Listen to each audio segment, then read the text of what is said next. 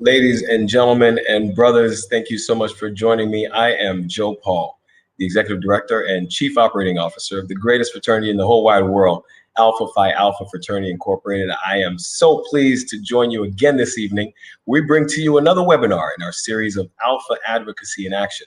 This talk is we're going to be focused on voting in the age of COVID-19. I'm extremely proud to present to some of you our brother Parker Burton. If we can bring Brother Burton up. Brother Burton, good evening, my brother.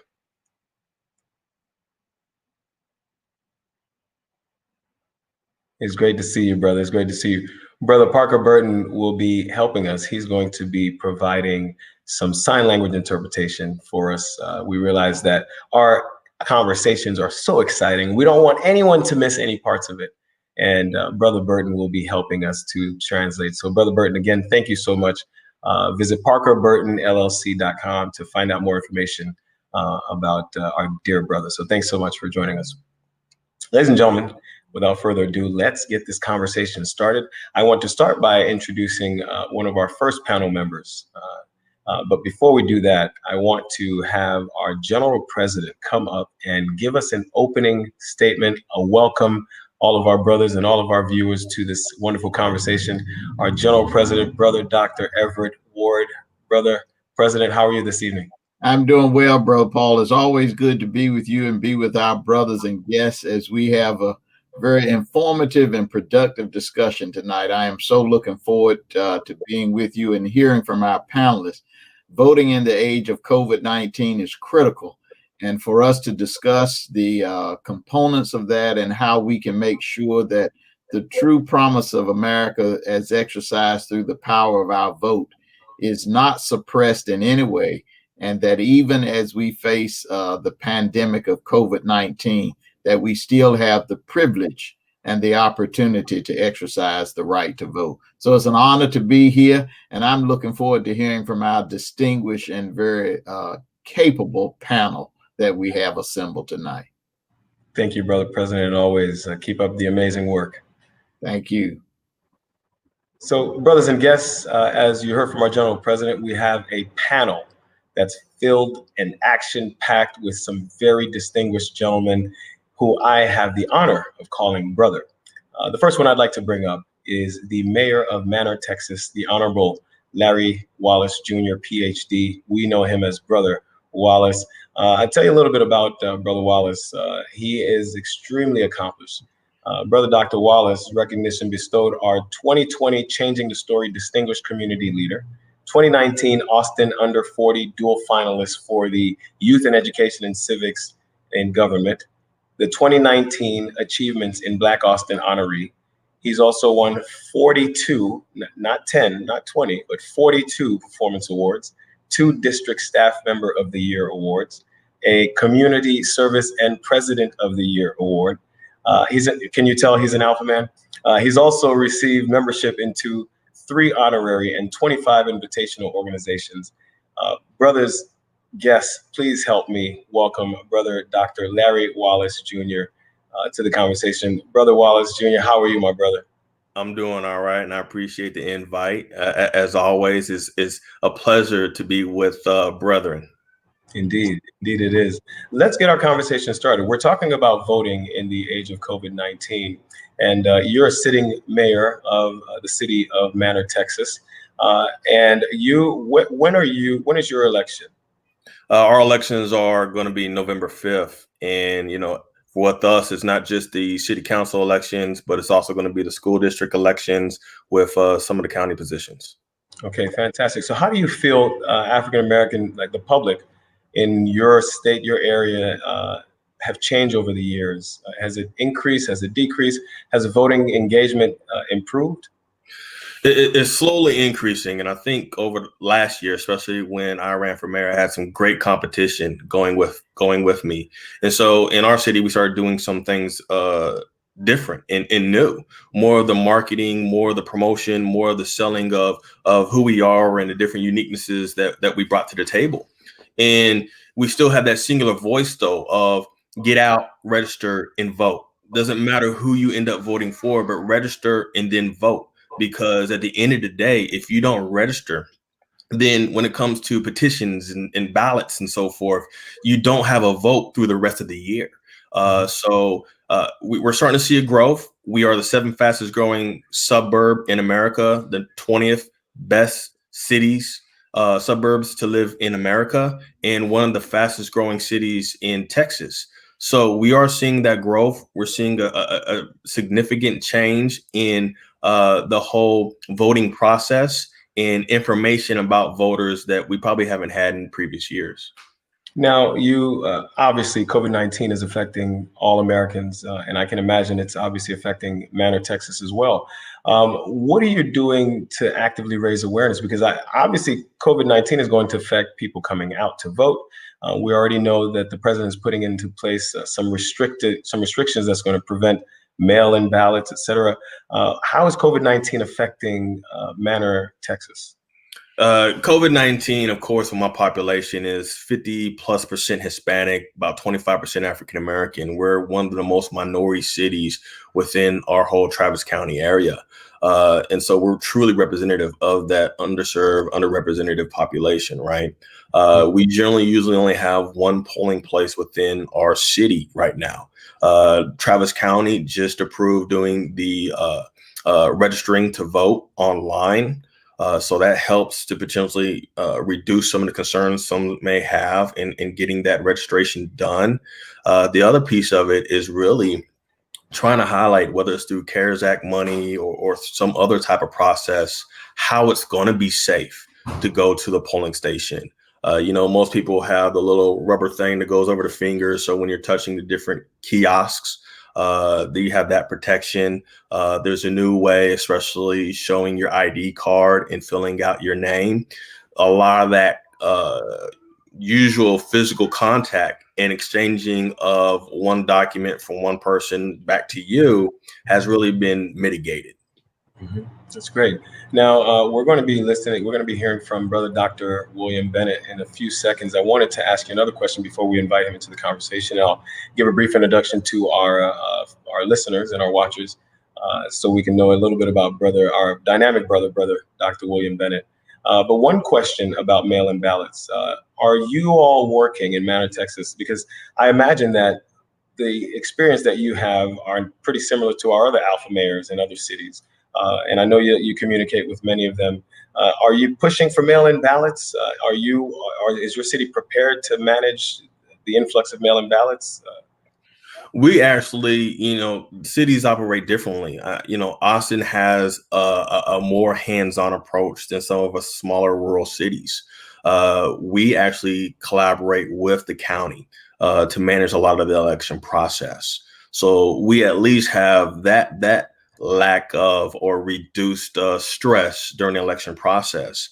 But what I can say is, as far as trying to get the messaging out, trying to get people to come out and vote, it's how do we find ways to bring that information of how they can register, how they the locations that they can go to vote, where they naturally congregate at.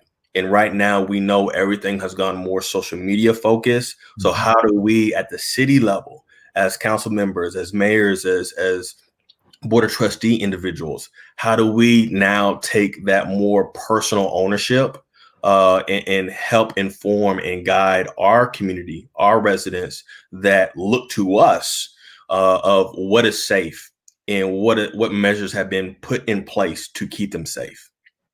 Excellent. Brother, don't go anywhere because we have lots more to cover in a conversation. What I want to do right now is bring up Brother Dr. William Bennett, who's currently the head of clinical research with Durable Medical Device Company. Dr. Bennett leads a team of clinical research scientists in the US, Europe, and Israel. He focuses on the development of novel therapies that treats pancreatic, ovarian, lung cancer, and metastatic brain cancer. He received his undergraduate degree from the legendary Florida A&M University, a Master's of Science and MD, PhD from the George Washington University School of Medicine and Health Science.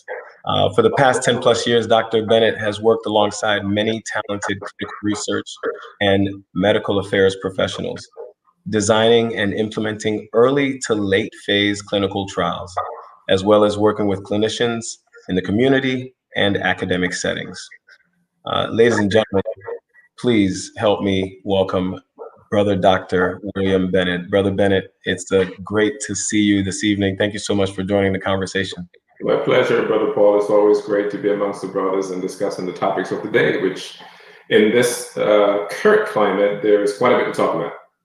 Indeed it is. Indeed it is. And, you've been a healthcare provider and researcher for many years now. What real challenges do you think that the American voters and voting facilities are going to face on Election Day, given the social distancing guidelines that are in place, the proper health procedures that folks are expected to follow? What challenges do you anticipate that we're going to face in November? Well, one of the biggest challenges I see right now is trying to avoid the landmines of misinformation, because what happens is that you have many capable people who are in the community who are trying to do good by residents by providing the appropriate information that they would need, especially for those individuals who have to go out in public. The challenge there is that you're getting mixed information. If you think about the city of Atlanta, you have the governor and the mayor challenging each other in the courts, if you will, over whether or not there should be a mask mandate of some sort. And so you are going to have folks who may not be up on the technology or the medicine or the science who are confused. And, as citizenry, they're caught in the middle of this landmine, and they oftentimes don't have the resources to essentially find their way. And so I suspect that when election season comes around, or in a couple of months from now, what you're going to have is that you're probably going to see a lot of folks who are either misinformed, miseducated around as to what needs to be done in order for them to keep themselves and their families safe. Fantastic. Thank you so much, brother. Let's talk about the elephant in the room, which is mask wearing. There's been a huge controversy about whether people should wear masks and the effectiveness of those masks. Let's talk about the effectiveness of combating COVID-19 and proper mask wearing. This is more general knowledge for the public to at least know what to do. Are there any advantages that over others that some masks have? Can you shed some light over that? Absolutely. So you do have what we would generally have within the healthcare system is what we call a medical grade mask. And those are the kinds of masks you generally see healthcare professionals in the hospitals, where you may see a physician have around their nose and mouth when they're walking through a hospital, or when they're examining or seeing patients rather. Those masks are generally effective with the appropriate distance and given all the other precautions that you would have to take in place. I think what we have heard over the last few months is the idea behind the N95s. And so those are sort of the buzzwords of the day. And so N95 masks are great masks to use because they do prevent those very microscopic particulates that essentially are transmitted from either your mouth or your nose to other people. But keep in mind, the mask is designed to protect others. So, if you're talking or you're coughing or you're sneezing or any particulate that comes to your nostril, it captures those in those masks. Now, what you will find is that there's a recommendation, and I think this started when there was a short supply of masks. Our leadership have been telling our leadership, as far as government leadership, have been advising citizens, and I think the CDC also did, that cloth masks are also effective. Now, scientifically, not as effective as a KN95 or N95 or surgical based mask. However, they do provide some protection in public because the idea is that you're wearing the mask not on your chin or over your mouth, but you're wearing it over your nostrils and your mouth at the same time. The difference between those masks and the cloth-based mask is that, or the difference between the cloth-based mask and an N95 is that N95 gives you a really nice seal around those areas, so there is no escape of those particles. That's fantastic. That's a great way to put it. I have a 2-ply cloth one that you can actually insert one of those what do you call those, breathable Cloth. Yeah. Those are fine. Those are fine. But keep in mind that even when you're using those, you still have to exercise all the other appropriate measures that you would in order for you to get the maximum protection from wearing those masks. Fantastic. So, Brother Dr. Bennett, a couple more questions. We see that Vladimir Putin and Russia just announced that they had a recent vaccine, that they found a cure for COVID. And we know that the trials haven't really ended. We're still in the research phase. So based on your expertise, is it even true that we have found a vaccine in such an untimely, and if it isn't, then what can we expect? How likely is a timely vaccine? Well, there's a whole school of thought around this, because as you can imagine, vaccines take a very long time for them to produce. I'm talking years. I believe the last vaccine that we were able to put on the market was for the mumps, and that took 5 years, I believe it was. And so here we are, 8 months after the first case had been quote unquote discovered in the US, and we're talking that we're going to do a mass production of a vaccine. Now, I am highly skeptical that this quote unquote vaccine that the Russian government have essentially indicated that it will ramp up production. I'm very suspicious whether or not that has actually gone through the appropriate safety and efficacy readouts and being able to determine whether or not that particular therapy is safe. And from what I understand, and again, this is anecdotal at best because I have not seen the data, what I have heard and read so far regarding that particular vaccine is that they really haven't really done the pivotal trial at this stage. And we're talking the phase 3, the larger expanded version of it, where you're looking at a larger pool of patients. And from what I understand, that has not been done. And so for you to go from a phase 1, or in some cases a phase 0, to a phase 3 to production in 7 or 8 months, I have my doubts that the data is as robust and clean as it needs to be. So from my professional judgment, I would be highly skeptical. I certainly appreciate you for being candid with us on that. I have one more question before we bring on Brother Bruce and Brother Bates. So we've seen that American politics and the elections are not pandemic proof. And we do realize, and we anticipate, especially in Black and brown communities, we expect to have long lines. We expect to have not too much social distancing practices. What are some things that some advice that you give to folks who are either thinking about voting early? What are some things that they can do now to help avoiding long lines and avoiding having to come into a space where you could contract COVID-19? Well, speaking generally to those individuals who have autoimmune diseases, those are people who are, high blood pressure, diabetic, those kinds of things. I think those are the individuals that need to be concerned. So if there are measures that are offered by your city, your county, your state that allows you the option of potentially doing absentee ballot or mail your vote in, if that is an option, I would highly take advantage of those kinds of measures, because it will essentially put a barrier or a firewall between you and the crowd. Because you can imagine on voting day on November 4th, you're standing in line, whether or not the line is moving fast or slow. Think about the transmittability of the disease, of the actual virus itself. There is that lingering effect of someone around you who may not be wearing a mask, and that virus can linger in the air for a while, and you may breathe that in. So I would say, if you are able to get your votes in without having to go to the polls, I would strongly recommend that.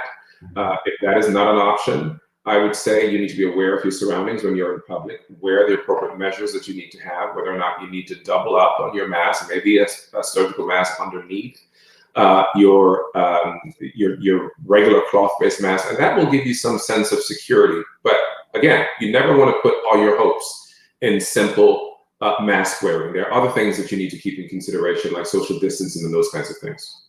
It's fantastic. Brother Dr. Bennett, Don't go anywhere because we're definitely going to bring you back. We want to introduce some of the other panelists, and I have several more questions. We're also going to be taking questions from the audience. So those of you who are joining us live, please feel free to leave questions in the comments, and we'll get to as many of them as possible because, as you know, Brother Dr. Bennett, COVID-19 has occupied all of our lives for the past 4 or 5 months. And so we have tons of questions on it. And so thanks so much for sharing your expertise. Don't go anywhere.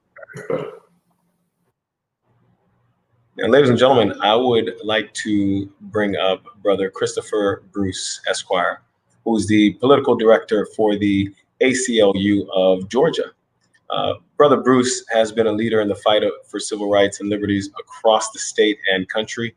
He led a campaign against suppressing the Black vote in South Atlanta by preventing the closure of polling locations in a majority Black districts during the 2016 mayoral election. In his first year as a lobbyist with the ACLU of Georgia, Chris defeated a bill which added sentencing enhancements purposefully targeting Black Lives Matter protesters. In that same year, Brother Bruce led a coalition to defeat legislation that would have labeled protesters and organizers as terrorists, as domestic terrorists.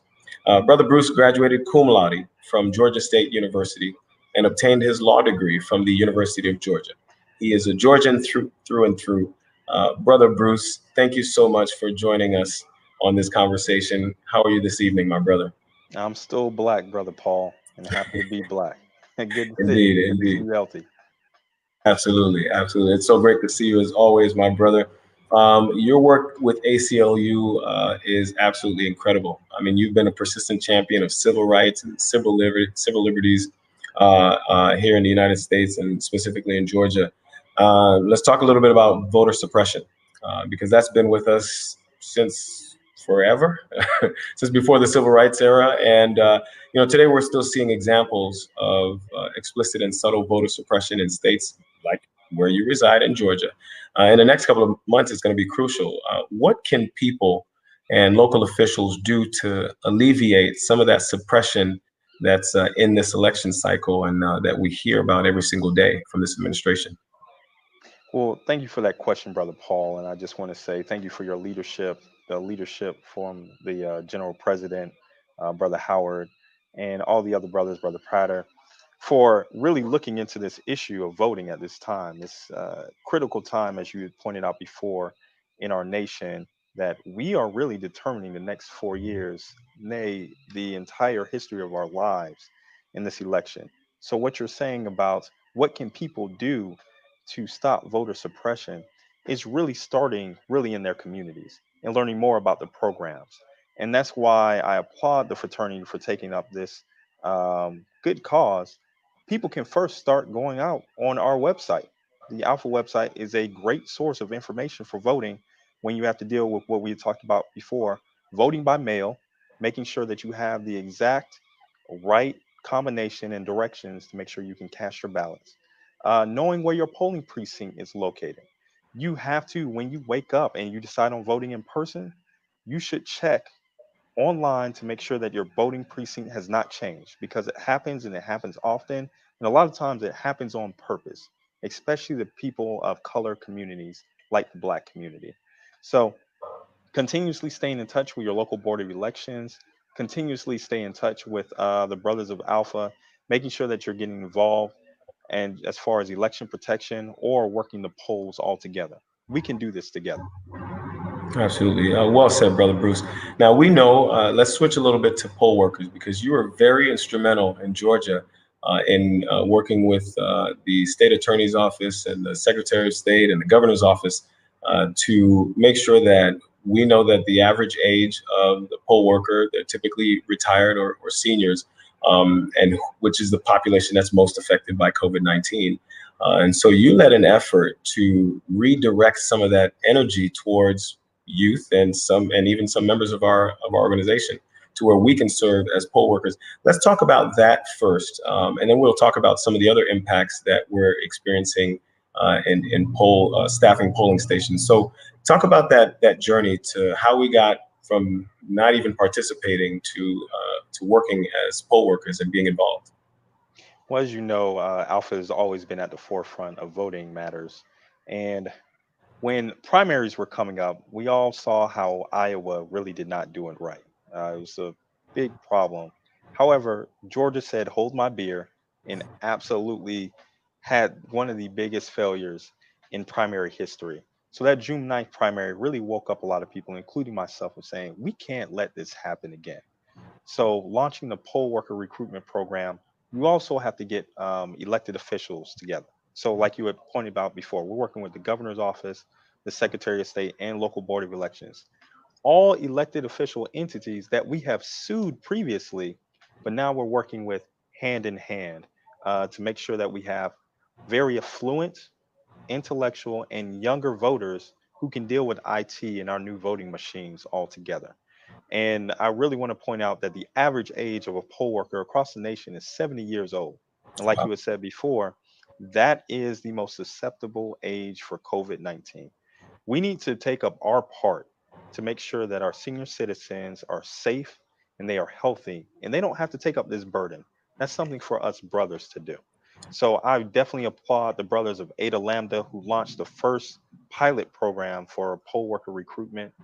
Brother Hammond, who led the effort for Ada Lambda, and placed brothers across the metro Atlanta area to make sure that they were able to work the polls. And I've received nothing but raving reviews from our August 11th primary election.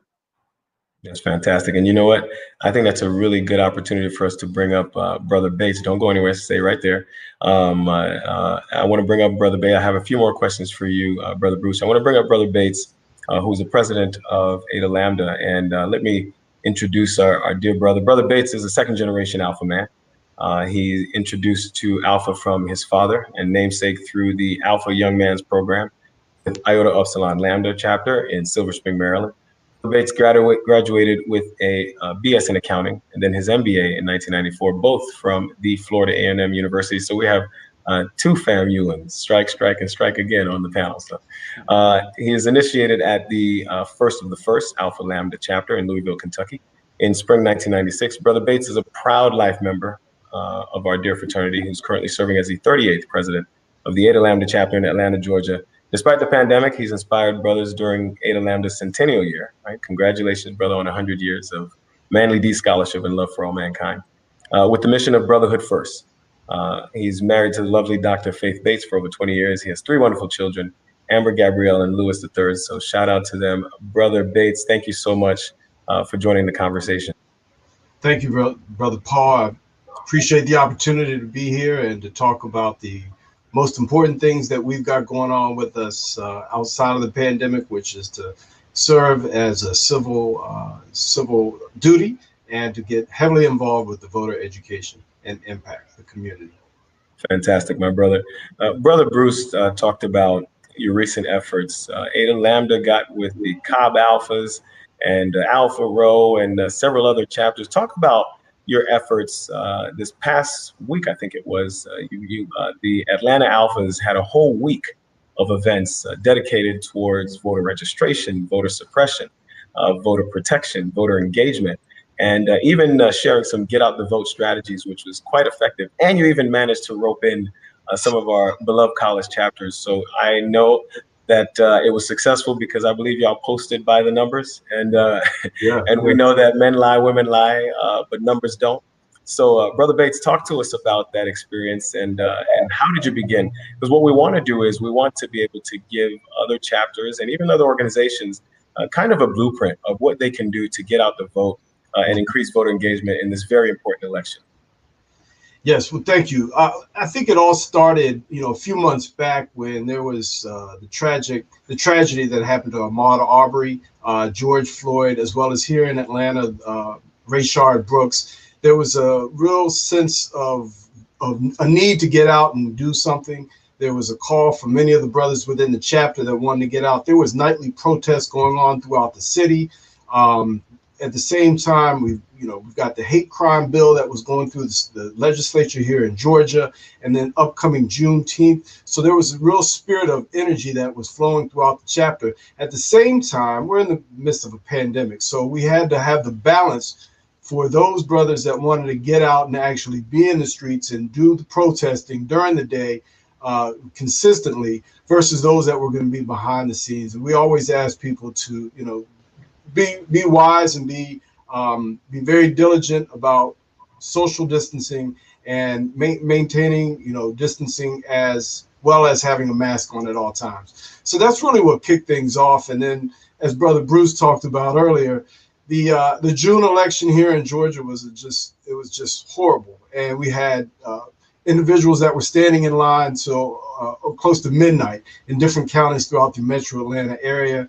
And we had actually kicked off a few days prior to that our Civil Action Task Force, which was really looking at the voter education, the voter registration, getting elected officials and having brothers appointed on different boards, looking at these different policies that were out there. So we really took that and then ran with it. The call to action came. We saw the information that was worked with Brother Bruce and the ACLU, and we said, you know what, let's go. Let's get at it. Let's mobilize the team, see what we can do. What can we do from a safe, protected area, socially distanced?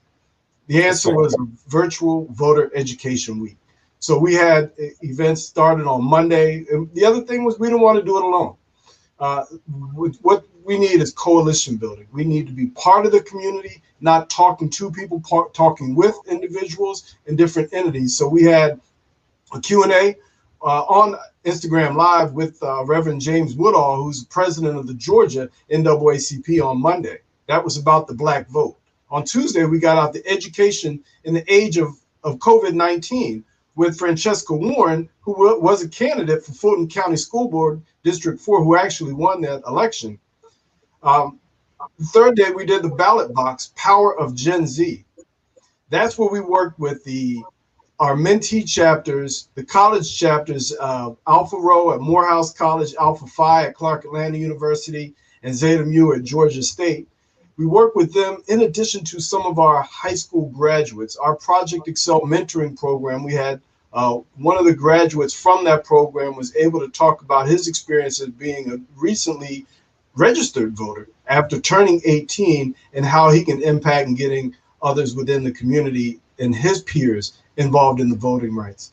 Thursday, we did a voter registration virtual party. A lot of people were excited about that because we had a DJ on there, DJ Bo Weezy. We were on Facebook Live again, as well as on Twitch. And this was able to get citizens to get out and vote. It wasn't just about the party. It wasn't just about the music, but it was for a purpose. And that purpose was to get people to vote. Friday, we had that voter education seminar that you talked about. We recognized different sites from the fraternal sites that are out there, as well as vote.org, Empowered Act, Ballotopia, giving some suggestions on what needs to be done. And I'd be remiss if I didn't say that this was not done by me. This is a team event. This is done by brothers in our chapter. That voter education week was led by the Georgia District Brother of the Year, Brother Dr. Avery Kinley, as well as a recently transferred brother to the Metro Atlanta area, a recent graduate from Florida A&M, who is Brother Stephen Lamar. We have throughout the week, as we talked earlier, Brother James Hammond has worked with us tirelessly, as well as Brother Mario Suffren. We've got a whole team of brothers that are doing this, not just one or two. And what we've done is we've been able to utilize the multi-generational approach because we've got different brothers at different ages. Youngest brothers in our chapter are 21 years old. The oldest brother in our chapter is 100 years old. And so we're proud to be able to reach and connect and communicate with brothers and citizens of all ages. So we were excited to work with Brother Bruce this past week. On August 11th, there was a runoff here in Georgia. We had over a dozen brothers that were stationed at, I think, 8 different precincts just in Fulton County. And that impact, the comments we heard, the learnings, the things that we learned from that event are going to really poise us and be ready to go come November for the general election. That's fantastic. What I want to do is I want to take this point of personal privilege to say, shout out to our dear brother, Parker Burton, who is holding it down with sign language interpretation. He is moving so fast. So I want to make sure that we slow down so we can give our brother some grace. so so Brother Burton, we love you. We appreciate you. Thank you so much for your service this evening while we continue this conversation. So let's be mindful of our speed because we all are excited. We have so much to cover in this time. But thank you so much, Brother Burton. And what before we bring up all of our panelists, I have one more question for you, Brother Bates, and one for Brother Bruce. Brother Bates, you talked about the event that all the Atlanta Alphas, the Cobb Alphas, Alpha Row, and all the other Alphas that were in the greater Atlanta area participated in. One of the key demographics that I want to discuss is that Gen Z demographic. Traditionally, Gen Z or younger generation don't necessarily participate in local elections or state elections or national elections. What did you see? What was the biggest difference in getting Gen Z to participate? Are they more passionate? If so, what was the kicker? What gave it away? I think that the first thing that we had to do was we had to listen, and we had to understand where is that fuel and where is this energy coming from. That energy is coming from many of those college brothers and the Gen Z. Challenge is that we're not all communicating in the same arenas, meaning some are on Facebook, others are on Instagram, others on Snapchat, TikTok, different social media platforms. Certain demographics don't want to go out into the streets, out to protest, out to march. Others do. The most important thing is we needed to understand what do they hear. This generation is woke. You know, they are very active and engaged.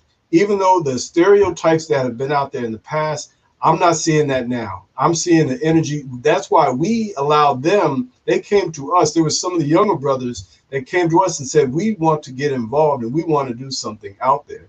So I'm seeing that there's an energy that's coming from them. And the big thing that I think that we've been stressing and I'm hearing from them as well is they realize you don't vote every 4 years. Unfortunately, that was the mindset that was placed in my generation. You vote every year. There's always an election going on local. The general election is for president. Yes, that's every 4 years. But you got to have in your mind that you be ready to vote every 4 years, every year. And then now we have to understand what is the most effective way to vote. And so early voting, which wasn't available 20, 30 years ago, that's available now, that advanced voting, mail-in voting, and then different states have resources that you can check to see whether or not on the Secretary of State's websites, whether or not you've been voted, whether you voted, whether your precinct has been moved, whether there's some questions with regards to your registration, which was extremely apparent here in Georgia in 2018. And so those are the tips that on our Friday education seminar, we wanted to make certain that everyone had an opportunity to learn that. So yes, I see that we listen to them. And when I say them, they are us, but there is an energy coming out from this newer generation, the Gen Z, that I'm excited about. And it's beautiful for us to be able to blend their energy and excitement with brothers that were here from the civil rights era. You know, we've had, unfortunately, the passing in our chapter of two civil rights heroes, and Brother Reverend Dr. Lowry, as well as Reverend C.P. Vivian, both within the last 4 months. So it's good that we're able to have this generational approach and for us to learn from one another, but just have different strategies inevitably to get the same results. That's fantastic. Thank you so much. Very well said, Brother Bates. And Brother Bruce, on that same topic, multi-generation, how do we get them out? I mean, there's so much doubt floating around with fake news and people not believing in the virus and all these rumors going around. What would you say to a voter? Putting your ACLU attorney hat on, what would you say to a voter who's having serious doubts about participating in the election in November? Well, typically the phrase is always, are you better off now than you were 4 years ago? So I add on to that, I'll let you pause while you take off your mask to answer that question. Because when we were under an Obama administration, we were protected. Obama went through 4 pandemics, deadly pandemics, and handled it very well. While at this time, we went through one of a president who called it a hoax, who is still having a problem really implementing reasonable measures to not only protect all of America, but especially the African American community. We are dying out here, literally dying. So it is the responsibility for every brother, every voter, to make sure that they voice themselves in today's election. And we cannot forget what has happened before on February 23rd of 2020 with the death of Ahmaud Arbery. It wasn't just a death, it was a murder in cold blood by white supremacists who called him the N word as they stood over his lifeless body. I remember that distinctly because on February 26th of 2012, another individual was murdered, Trayvon Martin. And we are dealing with this all the time. It is time for it to stop. And one of the ways that we can make it stop is, as Brother Bates said, is voting every year in local elections. But let's not even just wait when it comes to voting. Let's make sure that when you do have a problem, you are directly connected with your mayor, with your city council person, because you pay their salaries and you elect them to go up to that place and make policies and ordinances for you. Now, I'm a lobbyist. I'm a good lobbyist, though. I'm a social justice lobbyist. There's a lot of big money lobbyists out there who are paying a lot of money to represent other people's agendas that just benefit their pockets. We're trying to benefit other people within the community of making sure that education, healthcare, and just overall jobs, we can actually do that. And the thing that I would tell a voter altogether is that if you do not vote, then your voice is never counted. Very well said, Brother Bruce. I could not have said it any better myself. We want to bring up Brother Mayor Larry Wallace Jr., PhD. Please say the PhD, because he earned I appreciate it there, my brother. brother. Absolutely. We also want to bring up Brother Dr. William Bennett. He's also MD, PhD. Please say the MD, PhD. Okay. Right? My brothers earned these degrees. We're gonna make sure we call you by your rightful name, my brother. So, again, thank you so much for being here this evening. We're going to go round robin, and we also encourage our folks who are watching to please feel free to ask us any questions, and we will be sure to pose them to the panel. I want to start with Brother Dr. Larry Wallace Jr., Mr. Mayor. Let's talk about some solutions. You know, we talked about the problems. We talked about how to navigate how to navigate voting in the age of COVID-19. What I want to make sure is we talk about when we all vote, because it was an initiative that was launched in 2018, a nonpartisan initiative, and I'm pretty sure that Manor, Texas, has experienced it. So let's talk about that. Can you share a little bit about when we all vote, the initiative? What does it mean, and how is it going to help us in November? Definitely. You know, it was launched and I signed on to that probably about 2 weeks ago, honestly. It was presented through an email through the African American Mayors Association. And we had a meeting actually yesterday, me and one of our secretary for the city. And the email that came from that was a breakdown of comparisons of those that were registered to vote, as well as those that vote from 2016 to right now, as far as how many have registered or not. And so I'm able to have an actual deep dive more than just what's provided by your county or your city electoral administrator. So I'm able to look on a snapshot and say, okay, since 2016, we've grown in people registering to vote by 15%. Plus, I get a snapshot exactly right now for 2020 and tells me, as I'm looking at it right now, I have roughly 3,000 people that are unregistered. And it also breaks it down by age category. The 25 to 34 have 600 people that are unregistered, right? So I'm able to target. And that's key for us, especially our program. We're talking about voteless people or hopeless people or other organizations that are trying to get out there and get people registered. My fault, brother Burton. I'm going too fast. So, you know, this type of data helps us to be able to focus and figure out where we need to put people on the street and who we need to target. If also gives a breakdown by race, right? I have unregistered. My number one population is Hispanic, followed by Caucasian, right? You probably would think in my city it might have been African American, but that helps me understand who I need to target on and who I need to focus on and let them know the impact of not voting for them. So to me, that's the value of when we all vote. You need to go, Paul.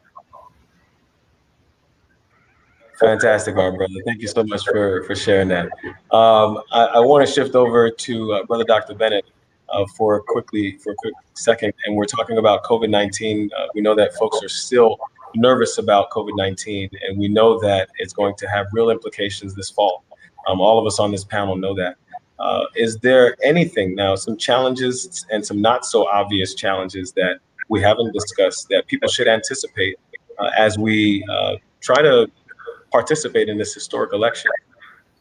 Right. So one of the things that I think we haven't really discussed much, and I know quite a bit of this I've seen it on the airwaves in the last week, is the challenge that many mayors like Brother Wallace and others are going to face when you have a pandemic that you're dealing with that is out of control in this country, in addition to the culmination of folks who are going to be experiencing the flu virus. And so that is a powder keg of two wildly different types of viruses, right? One of the things that I think that many of us are somewhat a bit cavalier with is the fact that we try to treat COVID-19 and coronavirus as the common cold or maybe similar to a flu, and that's a dangerous game you want to play there, because the coronavirus itself attacks your system in a way that the flu virus will not. And so in the worst case scenario for COVID-19 and coronavirus, you may ultimately have to be admitted in the hospital, and you have to be put on some kind of mechanical device to assist your breathing patterns and those kinds of things.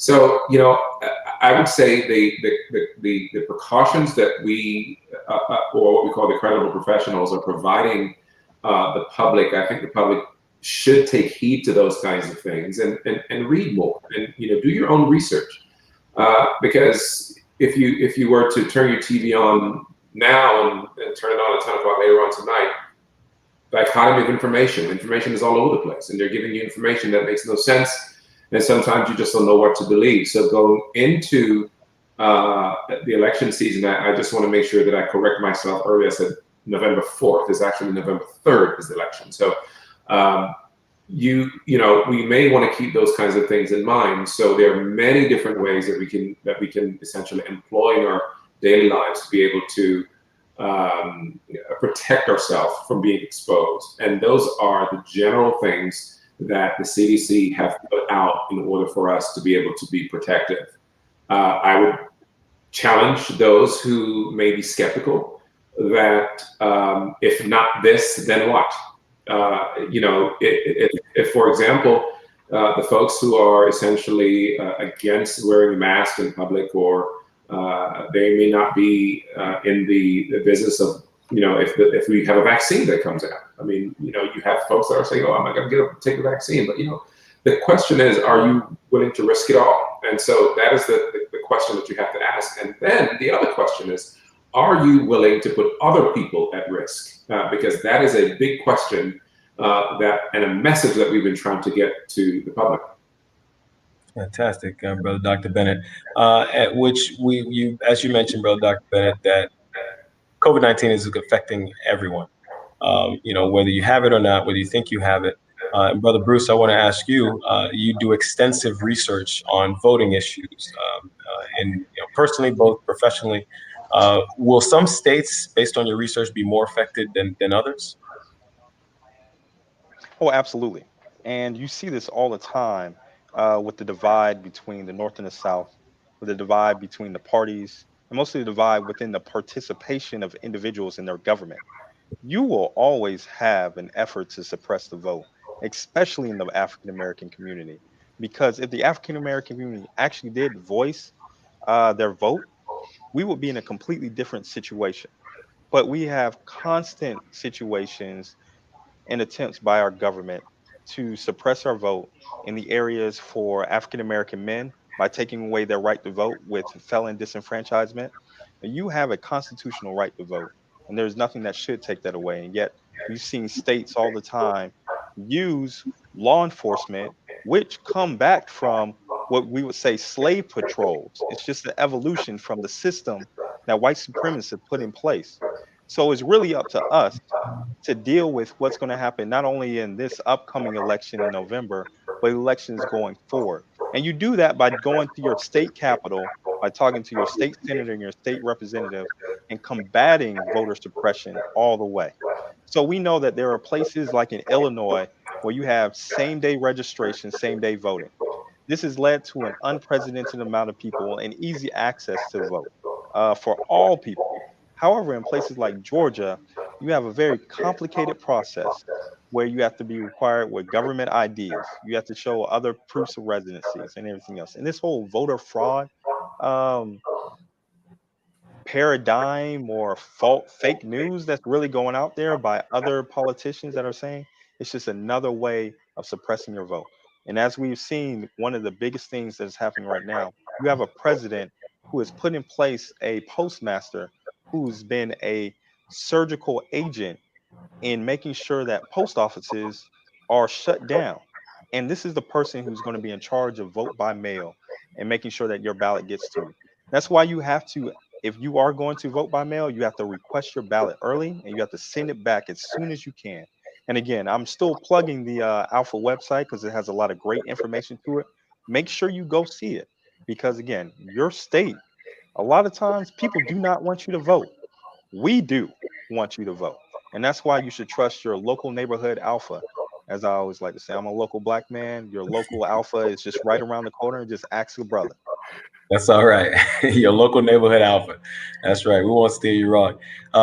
Brothers, this is an open question. We know we recently heard about the launch of the Alpha PAC that's supporting some federal candidates, which is pretty amazing. But we also know that all politics is local, right, Brother Dr. Wallace? And so, why is it important for folks to vote at local elections? I mean, who truly impacts that quality of life?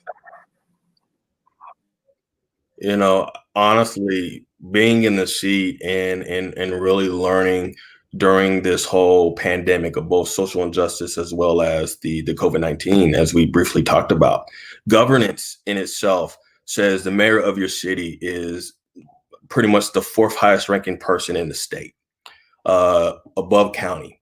And so having that mayor be very informed and knowledgeable about what needs to happen in your city, they control a lot of the potential economic stuff that comes in, as well as the strategic planning of the city. And even also that dialogue, when they pick up the phone, when they shoot the emails out, there's a lot of governance protocol and processes that occur that are at the mayor's hands, unlike a council member, that a lot of people don't know and don't realize. And I didn't know a lot of that until I got in the seat as well and started to see. And so that's why it's very crucial at the local levels to be involved in that election process, because if you just worry about the presidential, the money trickles down, yes, but still the revenue that the city receives every year, the budget plan for the city every year, the dialogue with your county that happens and how the county uses money, right, with the county judge or whoever it may be. There is a lot of your quality of life that is determined by your local level, not the national level, the local level. And you're absolutely right, Brother Dr. Wallace. I want to, as we talk about local level, I want to lean on Brother Bates. He's the president of Ada Lambda. Brother Bates, we recently came out with the Black Men Vote, Voteless People is a Hopeless People resource plan. It's well detailed. It has a lot of things going on. And it talks about what chapters should do on a local level to influence elections. Brother Wallace, Brother Dr. Wallace, excuse me, you earned it. Brother Dr. Wallace, put together really clearly and plainly how local politics affect us, and it truly impacts quality of life. What are local chapters doing? How are we implementing the Black Men Vote, Voteless People is a Hopeless People drive to influence national elections? We just heard about our sister 06, 08. The rest were just too late. Sister Kamala Harris, a United States Senator, who's now the Democratic presumptive nominee for vice presidency of our great nation. So what are chapters doing on a local level to influence this national election, including local elections? Brother Bates? Well, thank you. I think it all starts with having a plan in place. And the most important thing is to realize you got to go year round. And you can't start thinking about November 3rd in October. You can't think about it in September. You got to plan for it now. One of the strategies we put in place is we understand that this era of social media right now is extremely powerful.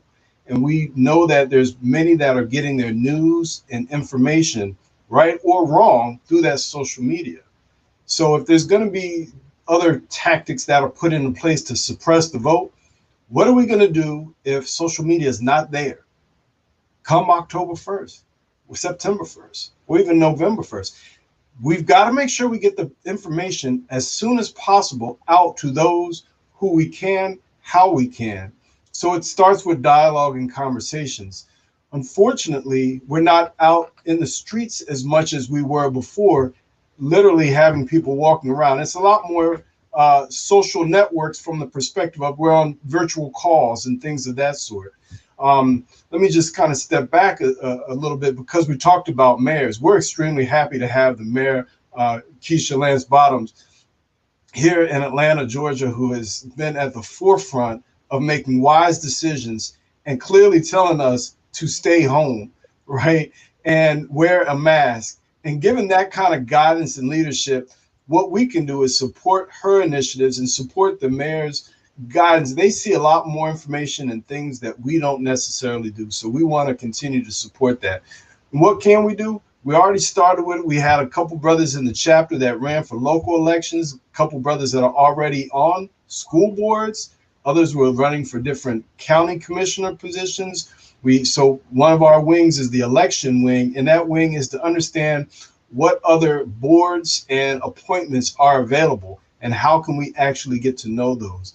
Secondly, you need to know what are the important laws that are going on in your area.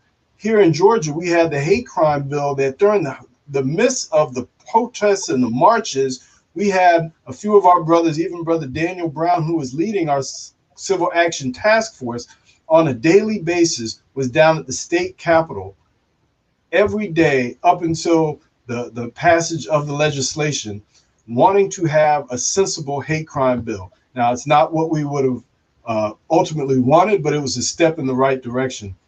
So what I've seen is that there's a lot of alpha men that do a lot of powerful things in the community, and it's already going on right now. And they're not waiting for the chapter to actually do it. They're actually going ahead and doing it anyway. So what I would ask is that brothers that are doing things outside the chapter, but they're doing powerful work, communicate with your local chapter, see what they're doing.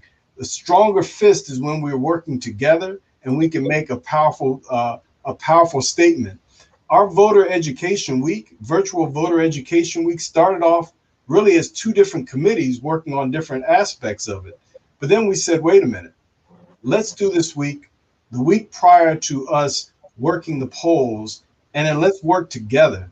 So local chapters got to work amongst other chapters. Here in the Metro Atlanta area, we've got 10 the Metro Atlanta chapters. We have different, they're just different chapters, different geographically, but we're all at the core alphas and we know what we want to do. And so working with the other chapters and working with other Divine Nine entities is going to make this a success. And this is not a short-term deal. This has got to be a long-term initiative, and you've got to have people that are committed to doing it. And so those are some of the strategies that I would just say, make certain that, there's always something that brothers, you want to get brothers in the game, right? And there's brothers who will say, hey, I can't make it to the meeting because I'm not available the second Thursday of the month. Okay, well, you know what? I got something for you to do, right? Absolutely. We always do, my brother. No, Thank you. you're absolutely right, Brother Bates. And on that note, brothers, if you're watching, again, I want to give a special shout out to Brother Parker Burton, who has been providing some sign language assistance for us. I don't know about you all, my brothers, but I'll call him the hardest working man in America. At least this past hour and a half, he has been. So thank you again, Brother Burton. And for more information about how to connect with Brother Burton, go to parkerburtonllc.com. So thank you so much, Brother Burton, for your help this evening. We have a question from the audience. Chuck Coffin, who asks, what happens to virus particles that land on the front of the mask worn by another person? And how long do they remain active on the front of a mask? And I think I would answer this normally, but I want to defer this to our resident expert, Brother Dr. William Bennett. Brother Bennett, if you could please provide some insight to Chuck Coffin. Yes, and this is a question that we get quite often. If the particles from someone's breathing patterns, or from when they're talking, if it lands on the mask. So a couple things to keep in mind: that the virus itself can survive on certain surfaces for a certain time period. All right. There is the research that is out there that's still debatable as to how long the virus can actually survive in an open space without an incubation period, or a material in which it needs to find comfort in order for it to incubate. As far as the surface of the mask, and think about the dynamics of a mask. So you're wearing a mask and you're breathing back and forth, someone in front of you, particles get on the front of your mask. Keep in mind that that exchange of oxygen and CO2 is happening while that particle is on that mask. So a couple of things may happen. You may inadvertently blow the particle off out in the air somewhere, or you may ingest the particle, or the particle may remain tethered between the fibers of the mask. So there's many different scenarios that can happen.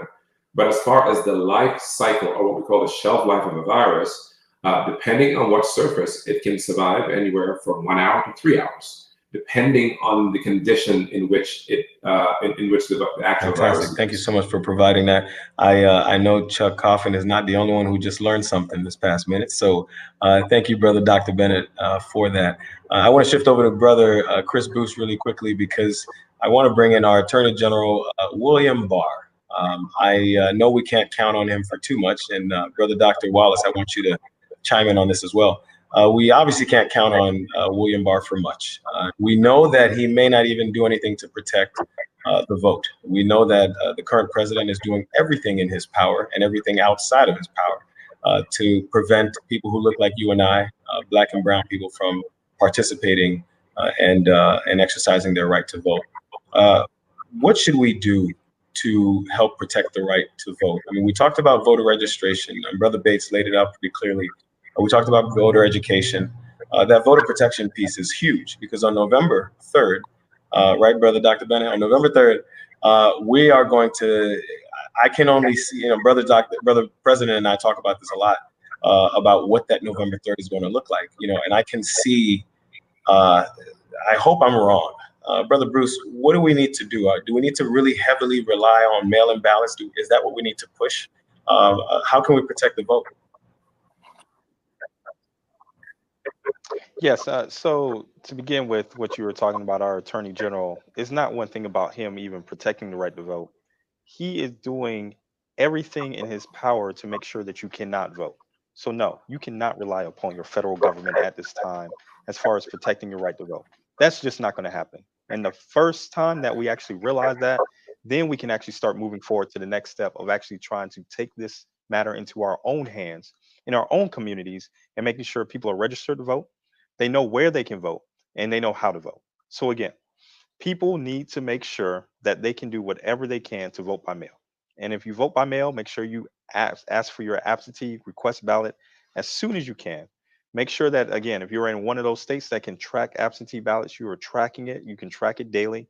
You can track Amazon packages, so you can also track your absentee ballot request form. So make sure that goes in, make sure that it gets counted, and make sure you're following up with it.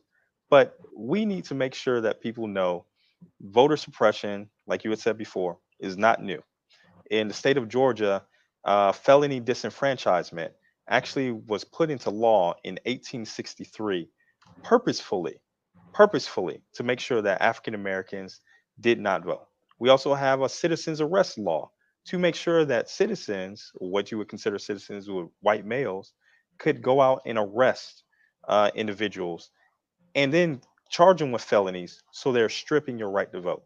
So this is not something new. It just morphs into different things when you have ways of felony disenfranchisement back in the 1900s.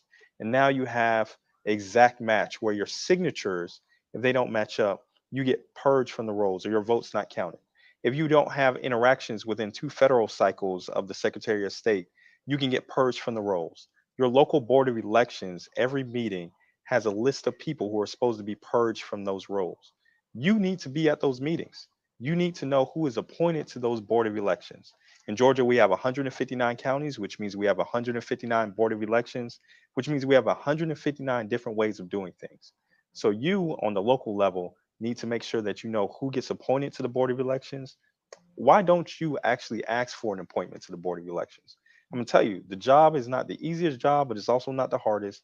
And the people who are already on there, look, we can do a lot better. And I know the brothers who are on this call right now, they would be perfect fits. Like we have one in Atlanta right now who is serving us very well on our board of elections. And if it wasn't for him, we would not have been able to get all of the brothers to do an excellent job with their poll worker recruitment and also being able to fight voter suppression. Fantastic. Thank you so much. Brother Dr. Wallace, we know that Texas is not immune to voter suppression issues. What are some things that we can do today to protect the vote? You know, honestly, I'll spin it to the elected perspective here. When I went to run for mayor, one of the things that became very prominent and was an unfortunate situation is most elected people really only care about who's registered and then who continuously votes, right? You have a voice in multiple different ways to use it. In a sense, your voice is actually going in registering and actually exercising that registration. If you are not a usual frequent person that votes, then your complaint falls on deaf ears. And that's usually what you are dealing with the higher up you go in politics, because they're only influenced by those that can actually move them out of position, right? It doesn't matter if you have 5,000 people asking for something and they have not voted versus 2,000 people that are asking for something and they are continuous voters because they can potentially vote you out. And so it's realizing how the system works. And as we're talking about social inequities and so forth, right? The system, that is the way the system is designed. And we as not just African Americans, but everybody has to go back and say, what does the Bill of Rights say? What does the Declaration of Independence say? The Civil Rights Act, the 13th, 14th, 15th Amendment, and start using that and saying, you have these things put in by law. We're not asking for anything different. And I know you're going to use against me that I'm not registered. Well, now I'm registered. Oh, and I know you're going to use against me that I don't vote. Well, I voted the last 3 years. So you are going to hear me because now I have some influence. That has to start happening locally. And when city council members and mayors start having that fear, then counties are going to have that fear. State legislators are going to have that fear. And then it's going to also have that fear at the national level, because right now, the national level is only influenced by lobbyists and who's got the bigger bucks. Very well said. Very well said. Look at the time. Time always flies when you're having so much fun. Before we hear from our leader, the General President, Brother Dr. Everett Ward, we will ask one final question. And Brother Dr. Everett Ward will wrap up our conversation and share some final comments. We appreciate you all for joining us on this conversation about voting in the age of COVID-19. And so we know that many people have coined this election as the most important one of our lives. I believe that. If we don't get folks out in November, it can affect all of us. It's already started. We're starting with Brother Dr. William Bennett, and please feel free to chime in, brothers, before we welcome our General President in a couple minutes here. What advice would you offer to folks? Because there's a very real fear. I've seen people, I even have friends, unfortunately, who showed up to voting places, voting booths, and the line was just so astronomically long that they were deterred. They did not want to expose themselves unnecessarily to COVID-19. And they also did not want to wait for hours and hours, as we've heard our brothers share, until midnight or 2 a.m. in some cases. So what advice would you offer folks to get over that fear of getting out in the most important election of our lifetime? Brother Dr. Bennett. Well, given the current climate that we currently are experiencing right now with COVID-19, there are so many different questions you can ask, right? And so one of the things that I would challenge any eligible voters that, are you able to endure the short-term pain of just waiting in a line versus the long-term consequences of not voting? Say that again, my brother. That needs to be on a t-shirt. That needs to be on a t-shirt. Say that again, Brother Dr. Bennett. The question becomes, are you able to withstand the short-term pain for the long-term consequences of not voting? Because it does have a downstream impact. And my hat's off to Brother Wallace, because you have had to challenge these kinds of efforts in trying to get people to the polling places. Now, if you're talking about a health-related matter, I would say you are in a current position on this day to start exercising your will to be able to get those absentee ballots requested. And so you can get them in front of, or in the mail rather, so your voice can be heard. Because if the health disparity is the thing that you're worried about from keeping you to poll, that should not be an excuse. There are other ways of getting your votes counted. Very well said. Thank you so much for all of your thoughts this evening, Brother Dr. William Bennett, and your service on the COVID-19 task force. Brother Bruce, Brother Bates, Brother Dr. Wallace, do you want to weigh in on this before we bring in our General President to wrap up the conversation? I think he said it best, which was, do you want to have short-term alleviance of pain and deal with it in the long term for a longer period, or do you actually want to make some change now and just have pain for a short time? And I couldn't have said it any better. Seriously, it made so. That's why that's why the church said amen, Brother Dr. Bennett. We had to hear it again. Brother Bates. Yes, I would just want to echo those comments. Just like voting is local, so is being active and involved with your local chapter. So to all brothers out there, if you do not have a local chapter, please get involved with the local chapter. There are things that are continuously going on in every municipality throughout this country. The more we connect and unite with one another, the stronger we will be as a force and make change happen. And thank you for all the good work that the Atlanta Alphas are doing in Georgia. And in the world, really, because y'all are out there. And shout out on your centennial, 100 years of scholarship, manly deeds, and love for all mankind. So congratulations on that as well. So, Brother Bruce, our scholar, I know you have something to add to that. What advice would you offer folks who are having just doubts about getting out to vote? We know that it's going to be stressful, but we also know, as Brother Dr. William Bennett eloquently put it, that short-term pain may be worth it. So any advice, Brother Bruce? Well, you absolutely have absolutely no excuse not to vote. And we all know Alpha Brothers do not make excuses in the first place. So you can vote by mail, you can vote early, and you can vote the day of.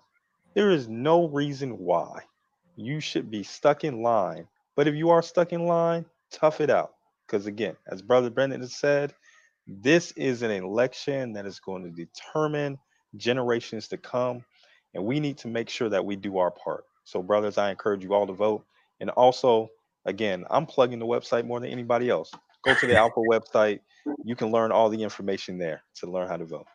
Fantastic, fantastic. And I'll plug it. I'll plug it too, Go brother ahead, bro. Bruce, because our house is much stronger with every alpha in it. So any brothers who's watching, if you want to get re-engaged with the fraternity, we welcome you back to the House of Alpha. It's not the same unless all of our brothers are in it. So APA1906.net, or follow us on social media at APA1906 Network.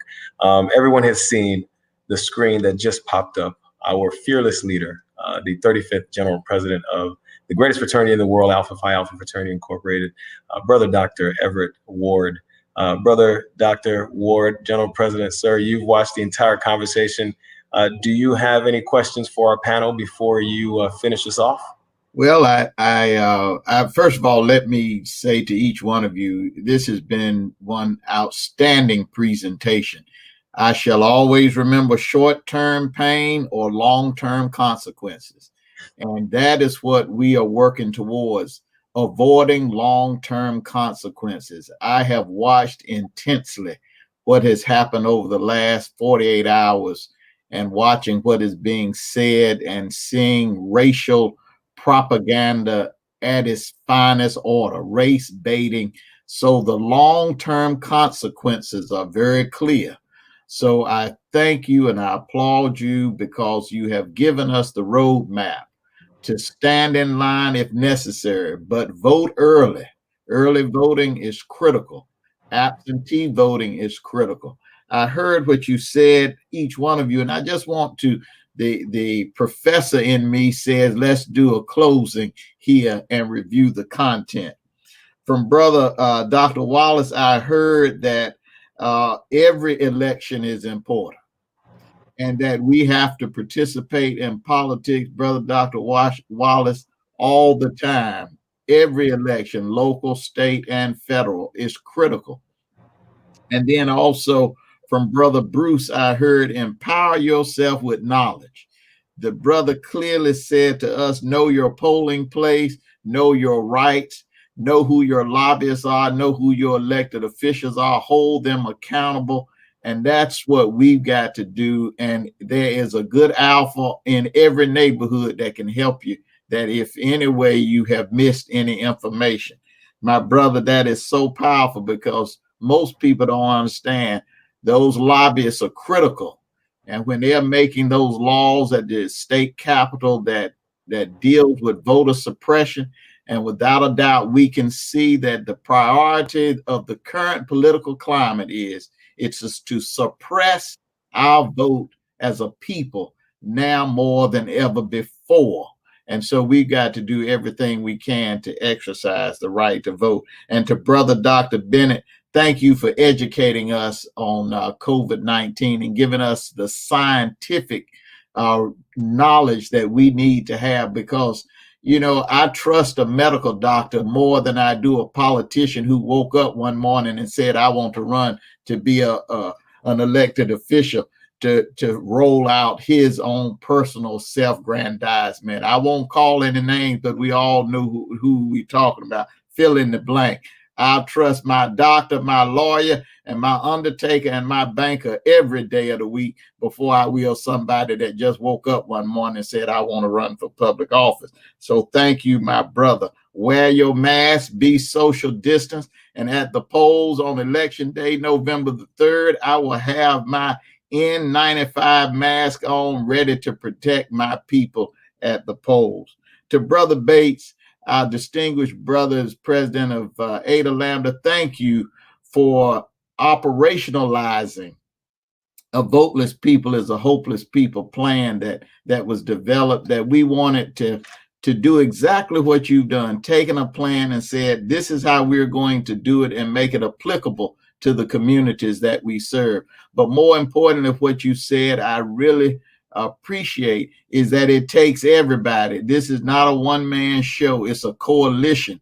And to have all of the brothers, Generation Z, Generation Y, whatever generation you identify with, 21 to 100, we need all our brothers involved. We also need, and you said it so eloquently, all of our Divine Nine. That's what we're working on every single day. It doesn't matter whether you're a Kappa, Sigma, Iota, it Omega Psi-Phi, what's going to happen is what Brother Bruce said. You're black first. And the idea is to suppress us as a people and other communities of color. So, brothers, thank you so much for your leadership. Thank you for the knowledge that you have shared in the tradition of Alpha Phi Alpha fraternity, because you know there's somewhere that we have knowledge and achievement is the hallmark of the men of Alpha Phi Alpha fraternity. So thank you for everything. And Brother Paul, thank you as always for your leadership, the way you facilitated this conversation. I want to applaud you and thank you for your leadership and our corporate team at the headquarters for what they do on a daily basis. Brothers, the struggle is before us. But for 114 years, this fraternity has always, like all of our other brothers and sisters, and now more than any other time, the mission is clear.